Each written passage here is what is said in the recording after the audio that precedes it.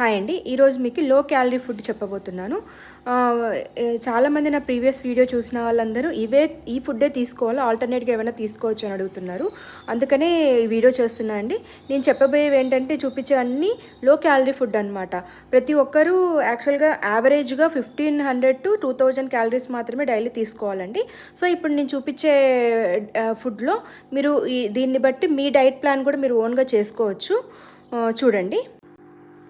ఇవే అండి low calorie food అనమాట. ఈ ఫుడ్‌తో మీరు మీ డైట్ అనేది మీరు ఓన్‌గా కూడా ప్లాన్ చేసుకోవచ్చు. చూడండి, ఎక్కువ కుకుంబర్‌లో చాలా తక్కువ ఉంటుంది. మనకు 10 క్యాలరీసే వస్తుంది. స్పినాచ్‌లో చూసుకోండి. తర్వాత ఆనియన్స్ కానీ, పంకిన్స్‌లో కానీ చాలా లో క్యాలరీస్ ఫుడ్ ఉంటుంది. సో, మనం తీసుకోవచ్చండి హ్యాపీగా.